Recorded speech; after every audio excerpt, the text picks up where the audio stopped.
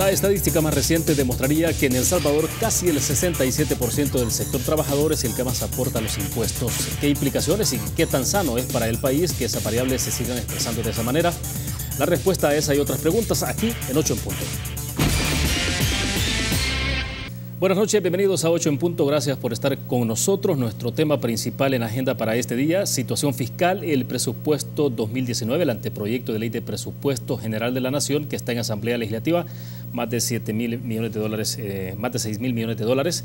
Y queremos hablar desde luego cómo se perfila entonces el desarrollo del país a partir de ese nuevo presupuesto, de ese nuevo ejercicio. Queremos agradecer esta noche que nos acompaña en nuestros estudios Ricardo Castaneda. Él es del Instituto Centroamericano de Estudios Fiscales y CEFI. Ricardo, bienvenido. Buenas noches. Es un gusto. Buenas noches. Un placer estar contigo y con Alfonso.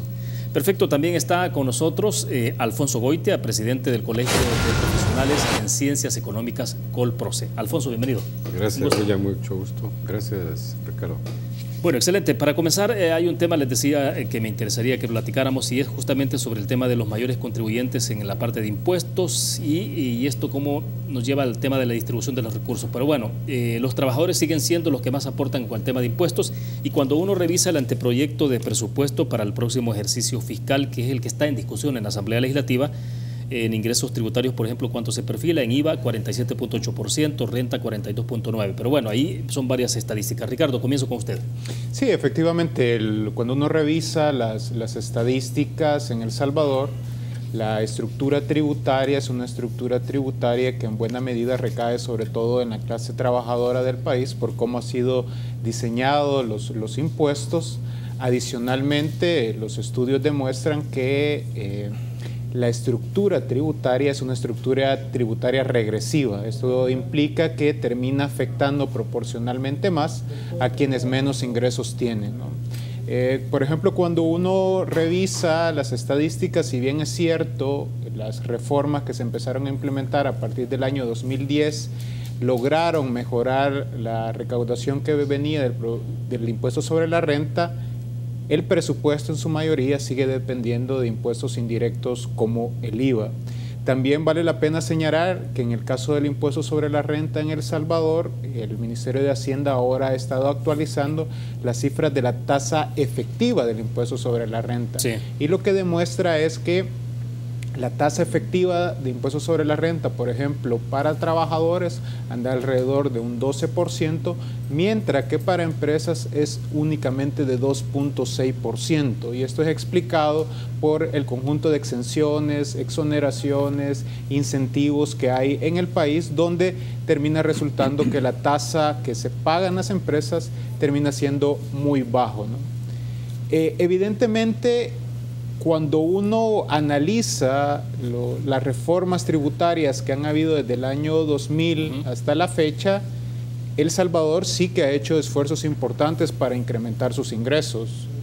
Prácticamente pasa de una carga tributaria de 11 puntos en el año 2000 y este año podría estar cerrando en una carga tributaria de 8.3 más o menos, dependiendo cómo cierre el año, que es un incremento sustancial. Pero aún así, hay que decirlo que la carga tributaria del país sigue siendo insuficiente para poder aspirar al desarrollo. Es una carga tributaria abajo del promedio de América Latina y el Caribe y por supuesto muy lejos de los países desarrollados. ¿Y en también, comparación en Centroamérica? En Centroamérica este año por primera vez El Salvador va a tener la carga tributaria más alta, pero ahí hay que tener mucho cuidado en el sentido de que este solo va a ser un efecto de este año. ¿Por qué? Porque en el país se ha dado una amnistía fiscal que este año le ha permitido al Estado recaudar más impuestos, pero ese efecto el próximo año no va a ser así. De hecho, claro, el mismo Ministerio de Hacienda en el anteproyecto de presupuesto que ha presentado ya indica que la carga tributaria para el próximo año va a ser menor. Otro elemento que hay que tener en consideración es que en el caso de El Salvador, prácticamente 9 de cada 10 dólares que recibe el Estado en concepto de ingresos vienen en concepto de impuestos, a diferencia de otros países, por ejemplo, como Panamá, donde si bien es cierto su carga tributaria es baja, pero tiene otras fuentes de ingresos como el Canal de Panamá o otros países en Sudamérica que dependen en buena medida de la explotación de recursos no renovables como el petróleo y la minería. Sí, sí, perfecto. Alfonso, cuando conversamos con el ministro de Hacienda que estuvo con nosotros hablando un poco sobre el tema de presupuesto, el anteproyecto que han presentado, obviamente salía este tema, ¿no? Del tema de ingresos por la parte de IVA, renta y, bueno, tal parece que se va equilibrando, ¿no? Entonces, en esos términos de cómo se va planteando ese equilibrio, porque antes era mucho más alta la brecha, más grande la brecha. Entonces, ¿qué tan sano es que esto se vaya ajustando? Bueno, yo creo que es importante, ¿no? Porque el impuesto, el IVA, que es el impuesto al consumo, es un impuesto regresivo, ¿ya? O sea, que recae en forma inadecuada sobre los que tienen más bajos ingresos, y los que tienen altos ingresos, pues con su contribución el peso de su contribución es menor. En esa perspectiva, ciertamente, si se va acercando la brecha entre el impuesto a la renta y el impuesto a las transacciones, o el IVA, obviamente estaríamos mejorando. Pero para eso todavía creo que falta algún tiempo para poder desarrollar eso. Yo creo que... ¿A cuánto, perdón, se podría aspirar, o la media en América Latina? ¿Cómo se distribuye el tema de ingresos, IVA, renta? Mira, en América Latina siempre hay esa diferencia entre IVA y renta. O sea, sí hay una brecha en casi todos los países. El punto es que obviamente todos tendrán que hacer esfuerzo. Yo creo que, como señalaba Ricardo, aquí se ha hecho un esfuerzo importante por ir buscando otras fuentes de ingresos por la vía impositiva, pero que te enfrentas ante la posibilidad de que esos impuestos sean eliminados por la Sala de lo Constitucional, como es lo que ha pasado en este año, cuando la Sala te quitó una fuente de ingresos de más de 87 millones al eliminar el impuesto a las transacciones financieras y otros impuestos. Entonces, tenés un dilema de cómo cerrar la brecha cuando las políticas, y en este caso, mejor dicho, las instancias como la Sala de lo Constitucional y los partidos políticos como Arena, te empiezan a boicotear las posibilidades de desarrollar políticas que pueden ser más positivas en el marco de una estructura impositiva progresiva. O sea, ese es el gran dilema que existe en el país, que obviamente hay que seguir trabajando. De hecho, tal parece que el incremento de los ingresos del Estado van a estar sobre la base, o de la carga tributaria va a estar sobre la base esencialmente de cómo mejorar la administración fiscal. O sea, en este sentido, cómo el Ministerio logra controlar el tema de eficiencia, más la evasión, la elusión, y hacer mucho más eficiente en la recaudación. Entonces, eso es positivo, está bien, pero nuevamente, queremos hacer de un ministerio como Hacienda mucho más eficiente, pero no le das los recursos. Entonces, ¿cuáles son los correctivos? En este caso, yo creo que hay que empezar ya a plantearse la aprobación de todo un conjunto de leyes, ¿no?, que están metidas dentro de la Asamblea Legislativa y que no han sido recogidas o entrar a discusión. Por ejemplo, para el control de la evasión está toda la ley de cobro administrativo, la penalización de la evasión, el tema de los precios de transferencia, etcétera. Entonces, todo eso debería ya discutirse y aprobarse. Solamente estamos hablando de cómo enfrentar el tema de evasión, pero por el lado de la progresividad tributaria, tendrías que empezar a discutir otra legislación tributaria como el impuesto al patrimonio. Es inaudito que en El Salvador, en todos los países del mundo hay, y en El Salvador no existe el impuesto al patrimonio. Eliminado en los 90, bajo el supuesto... ¿Es el mismo predial?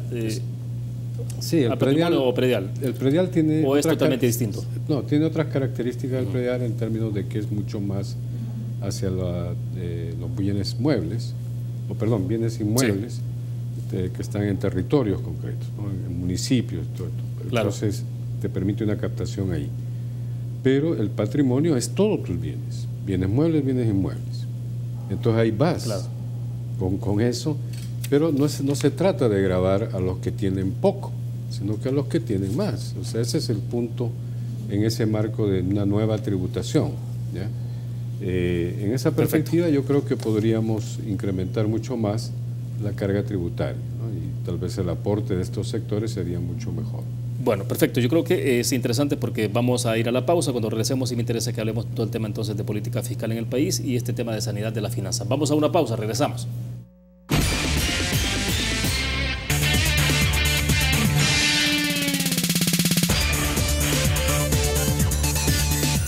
Banco Promérica cuenta con la garantía de rapidez en todas sus cajas, donde te atienden en 20 minutos o menos. Continuamos en 8 en punto. Ricardo, a ver, en la parte de la política fiscal en nuestro país y sanidad de las finanzas, y bueno, leyendo algunas de las estadísticas que ustedes han desarrollado sobre la base de datos oficiales, ¿no? Lo hablamos en el corte comercial sobre la carga tributaria, que El Salvador marcaría 18.3 en este momento, y si lo comparamos con Honduras prácticamente sería igual, ¿no? Entonces, había todo un planteamiento, una discusión sobre esto en términos de bueno, cuando se hizo ya el ajuste con las nuevas cuentas nacionales, y entonces aumentó esa estadística, y entonces por lo tanto se decía, bueno, pero entonces la carga tributaria nosotros es mucho más alta. ¿Qué implicaciones ha tenido todo esto? Sí, cuando se ajusta el sistema de cuentas nacionales en El Salvador a finales de marzo, la economía resultó que era más pequeña, y entonces la carga tributaria, como es una división entre los impuestos que se recaudan entre el tamaño de la economía, resultó que la carga tributaria incrementó producto de ese ajuste en cuentas nacionales. En el 2017, por ejemplo, con el sistema de cuentas anteriores, la carga tributaria era de 15.8. Con el nuevo sistema de cuentas subió a 17.8, ¿no? Entonces ese incremento únicamente fue por el ajuste en cuentas nacionales. Evidentemente esto lo que muestra es que en comparación del tamaño de la economía del país, los impuestos que recaudan son más altos, pero siguen siendo insuficientes. Y yo esto creo que es muy importante seguirlo planteando, porque en el país la forma como se pagan los impuestos, y que lo mencionábamos, termina afectando más a la clase trabajadora. Y entonces cuando se plantean cuáles pudieran ser los caminos para incrementar los impuestos, estoy seguro que la mayor parte de la población va a decir, nosotros ya pagamos bastante, ¿no? Entonces aquí lo que hay que hacer es incrementar esos ingresos, pero con sentido de progresividad. Ya Alfonso planteaba del tema del impuesto al patrimonio, que el Fondo Monetario Internacional ha dicho que El Salvador es un caso raro porque no lo tiene. Nosotros también creemos importante reestructurar el impuesto sobre la renta, no cambiar las tasas, sino la forma como se recauda, porque por ejemplo ahorita se tiene un esquema cedular, que dependiendo de dónde vengan tus ingresos, así te coloca la tasa. Entonces es muy importante pasar a un esquema global, también colocar el principio de renta mundial, que esto permitiría ayudar muchísimo, por ejemplo, con aquellas empresas y personas que sacan su dinero del país y se lo llevan a paraísos fiscales, sí, con el objetivo de no pagar impuestos. Por lo tanto, la lucha contra la evasión y la elusión es necesaria, pero también nosotros hemos señalado la necesidad de revisar los incentivos fiscales, porque estos son recursos que el Estado no recauda. Las últimas estimaciones del Ministerio de Hacienda para el año 2016 muestran que el gasto tributario en El Salvador ascendió a 900 millones de dólares. Es decir, es una cifra bastante alta, que esto evidentemente permitiría al Estado financiar más.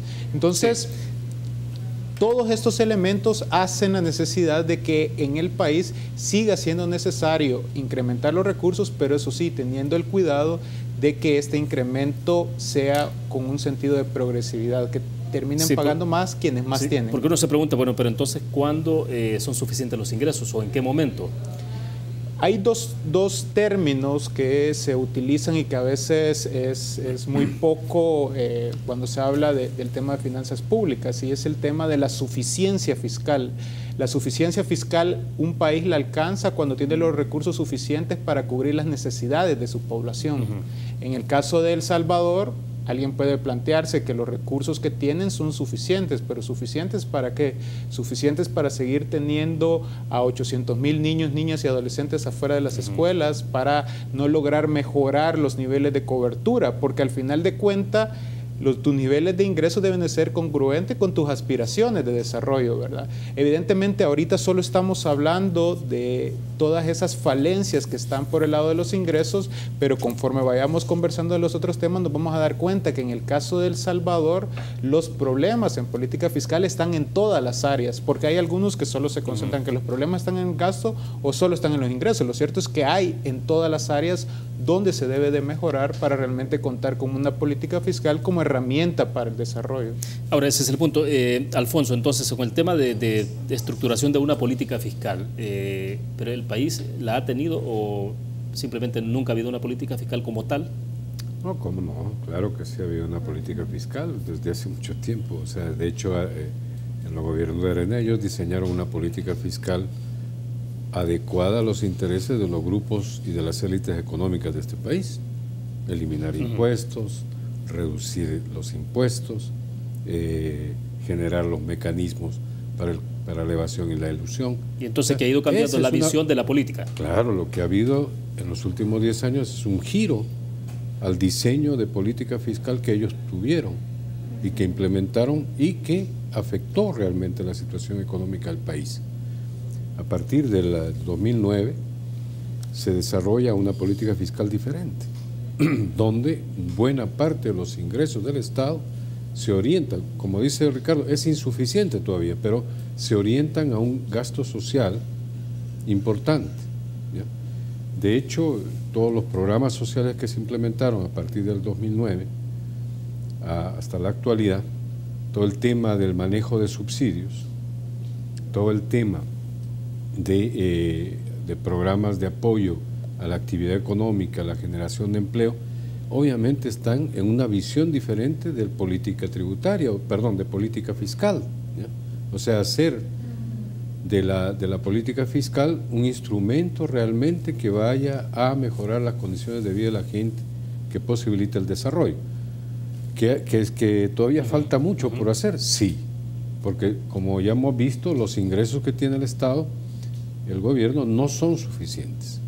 Aunque la carga tributaria sea de 18%, no es suficiente a todas las necesidades que tiene este país.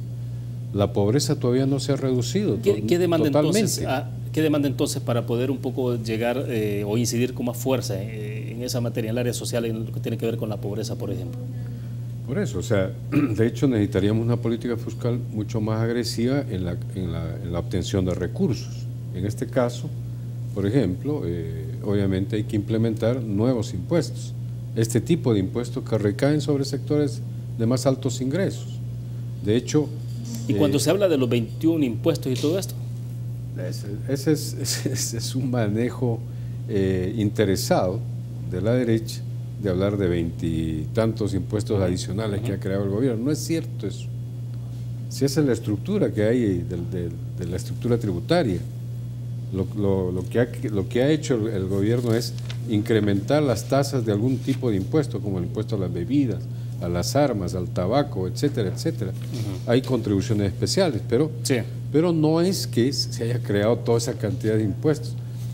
Es más bien, este tipo de impuestos hay que discutir, el patrimonio, el predial, hay que empezar a discutir más en serio, ¿ya? Porque esos son fuentes importantes, ya lo ha dicho el Fondo Monetario. Ahora, pero ¿por qué en los dos gobiernos del FMLN no se ha logrado entrar a ese tema? ¿Qué es lo que ocurre ahí?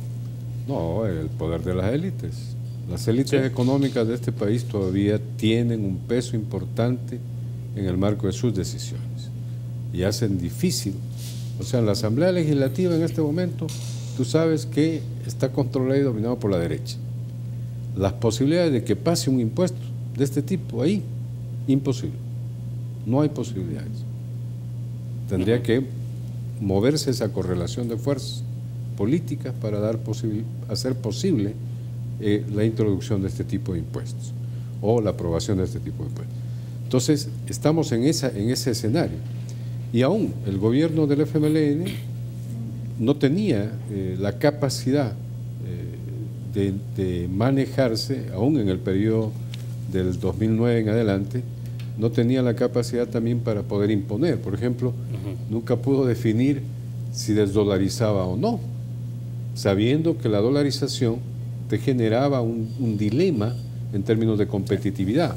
Bueno, y al final nunca se hizo. Nunca se hizo, y este gobierno tampoco. Entonces, optaron por no entrar a una discusión de ese tipo, a generarse más conflicto, digamos. Bien, debo hacer otra pausa. Cuando regresemos, un poco hablar sobre si el proyecto de presupuesto general de la Nación, si ustedes, bueno, lo han podido analizar un poco, hasta dónde llega la apuesta clara por el tema del desarrollo en este país. Vamos a una pausa.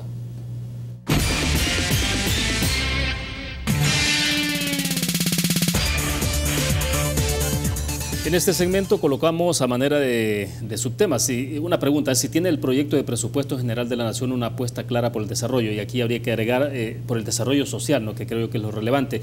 Y me llevaba un poco a la reflexión sobre la presentación que hizo recientemente el PNUD sobre el desarrollo humano. Soy joven y ahora qué. Entonces, cuando ellos plantean, por ejemplo, en el caso del empleo y el enfoque, me llamaba la atención, Ricardo, la parte donde dicen ellos poner el empleo en el centro de las políticas públicas, reactivar el crecimiento económico y privilegiar la inserción de las personas jóvenes en posiciones de trabajo decente. Y luego decían el reto de planificar de cara a la transición demográfica. Pero bueno, el tema de empleo, y visto a partir de cómo se estimula el crecimiento, el desarrollo de un país vía presupuesto, inversión pública, inversión privada, etcétera. Sí, yo creo que es muy importante tener claro que cuando hablamos del presupuesto, el presupuesto es un instrumento para garantizar los derechos de las personas y para mejorar las condiciones de vida de estas. Por eso es muy importante que cuando uno analiza el presupuesto lo haga a partir de esa óptica, ¿no? Evidentemente hay varias deficiencias que todavía se tienen en el presupuesto. Uno es la forma como se elabora el presupuesto, que todavía sigue siendo un presupuesto por áreas de gestión. A pesar de que el mismo ministerio se había comprometido, al parecer por unos problemas del sistema informático que no estaba listo, todavía vamos a seguirse contar con un presupuesto por programas con enfoque de resultados. ¿Esto por qué es importante? Porque actualmente solo podemos discutir cuánto se le ha asignado a cada una de las instituciones, pero no sabemos a qué resultados se están comprometiendo las instituciones. Y esto es muy importante de cara a la población, ¿no? Ahora, eso pasa por el tema de eficiencia.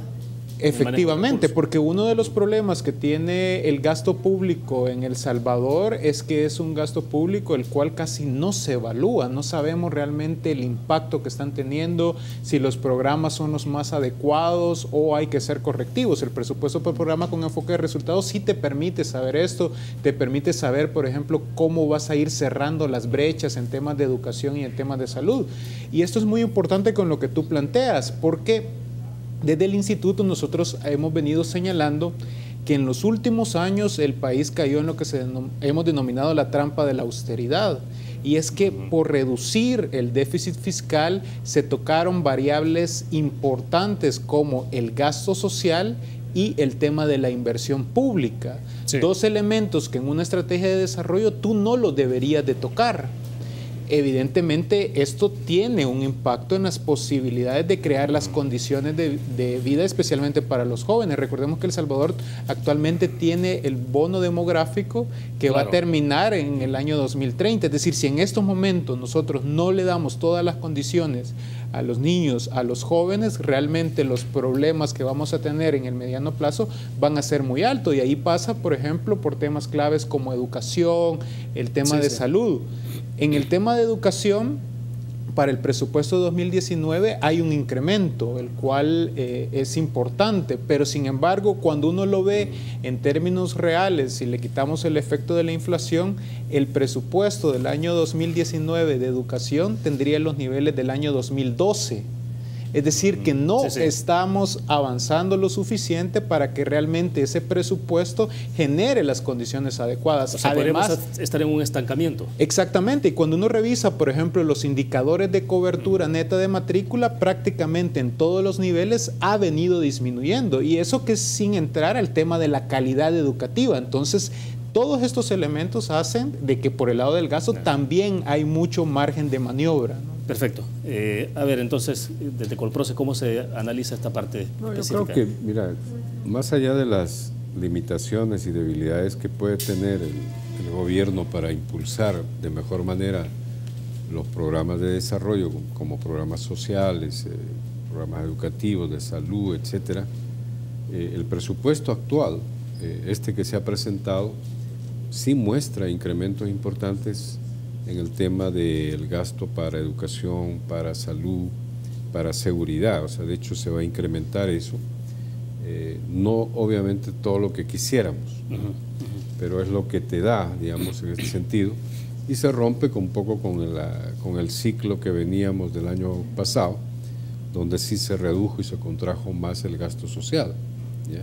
Por un problema de crisis fiscal que se fue generando en un ambiente inadecuado de los partidos políticos.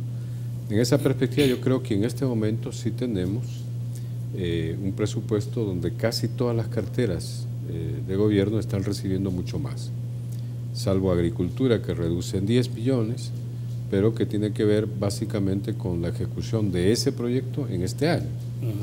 Y en el caso de la presidencia, que es la salida de la Secretaría de Cultura de la presidencia. Entonces, obviamente ya se convierte en un ministerio, entonces tiene su propia lógica.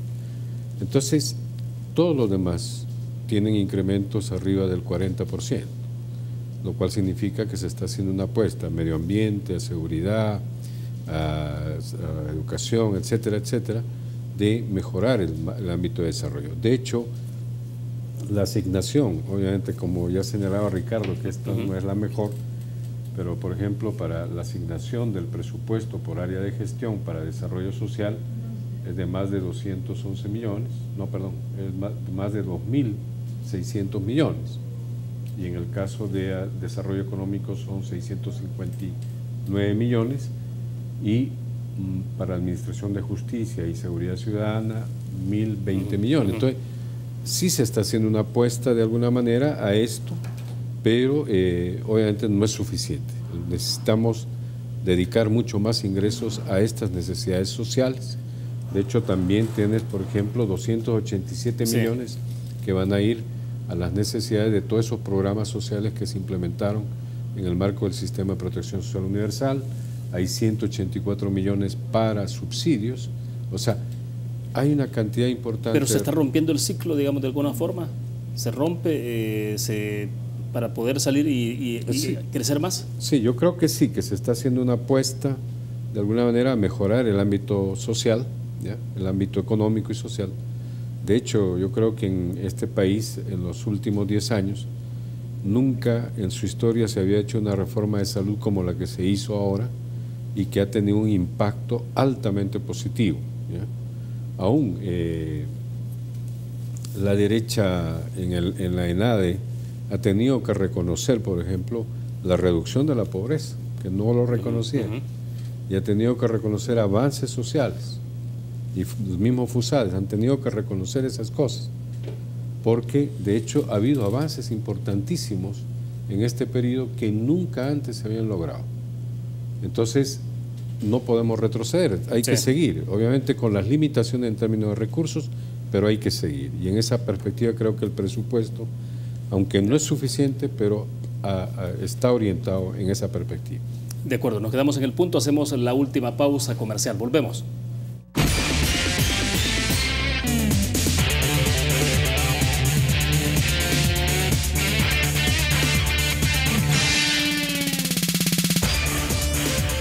Bueno, vamos a tratar de correr en los últimos minutos porque me interesa que coloquemos en perspectiva. Entonces, este proyecto de presupuesto para el próximo año en función del desarrollo de la economía del país, Ricardo, ¿cómo se puede estar planteando? Hablábamos un poco en el corte de crecimiento de la economía de este año, 2.8, 2.9 promedio. El próximo año, decíamos, hay una pequeña disminución. Pero el presupuesto, ¿cómo se perfila en medio de esto?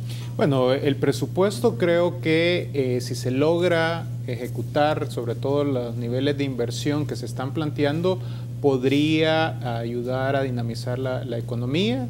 Eso es muy importante en un país en el cual la inversión privada es muy baja, entonces la inversión pública debe de entrar a jugar un rol muy importante y, como señalaba, había sido una de las variables de ajuste, ¿no? Entonces, el que se incremente es positivo. Ahora, yo sí creo que nosotros desde el ICEFI hemos señalado que aún este presupuesto es un presupuesto casi de supervivencia.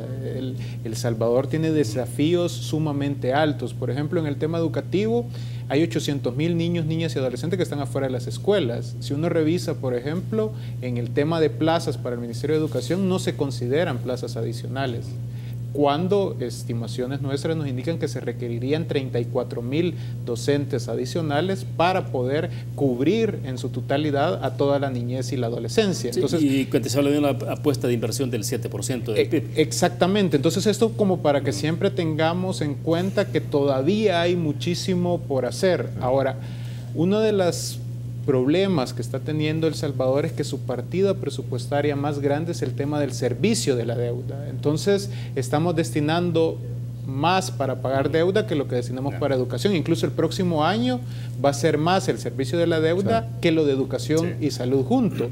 Y si no se llegara a aprobar el presupuesto del 2019, realmente El Salvador está a la víspera de una crisis fiscal de gran envergadura.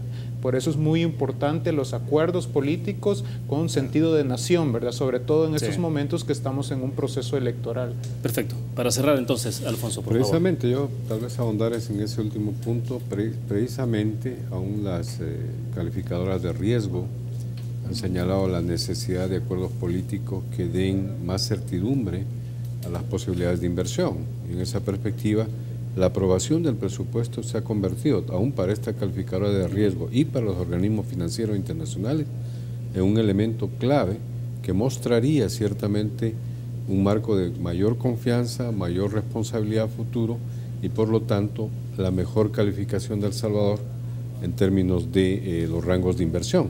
Entonces es urgente e importante que este presupuesto se apruebe en este año, que no se espere más allá. El presupuesto está equilibrado, el presupuesto tiene todas las fuentes de recursos, el presupuesto ciertamente no es suficiente, pero está lo suficientemente estructurado como para empujar. ¿Y si entonces ya es un presupuesto muy equilibrado, muy transparente? Sí, es transparente porque están todas las partidas ahí, aquí no hay nada que esté fuera, ¿ya? Porque eso fue el criterio que asumió la incluso sala. El tema del gasto reservado, ¿no? O partida secreta. Que la partida aparece, secreta, ¿no? también se redujo, se estableció cuánto es y ya está. Y básicamente esa partida está orientada a seguridad e inteligencia. Punto. Eso está claro. Entonces, creo yo que es urgente e importante la aprobación de este presupuesto si queremos garantizar un país estable. Hay que aprobar 800 millones de dólares. Sí, claro. Y ahí entra la mayoría calificada. Ahí entra la mayoría calificada. Si no se aprueba, obviamente vas a entrar en una situación de riesgo el próximo año. Cualquier gobierno que llegue va a entrar en una situación de riesgo. Entonces necesitamos dar certidumbre. Y en ese sentido, creo que aprobar el presupuesto en este año es lo mejor. Ahora, ¿hacer menos cálculos electorales entonces? Sí, yo creo que... sobre la base del presupuesto. Creo que sí, yo creo que deberían dejar sus intereses electorales para después de las elecciones. O sea, ser mucho más responsables, digamos, con el país. Bueno, perfecto. Para la perspectiva de desarrollo. Excelente. Se nos fue el tiempo. Gracias, Alfonso, por compartir con nosotros. Gracias a ti, William, muy amable. Bueno, perfecto. Gracias, Ricardo, muy gentil por el tiempo. Un placer, un gusto estar contigo. Excelente. Terminamos de esta forma 8 en punto. Gracias a ustedes que nos acompañaron. Nos vamos a ver en 8 en punto el próximo lunes, pero les recuerdo, tenemos debate político el domingo a las 7 de la noche. Que descansen fin de semana. Buenas noches.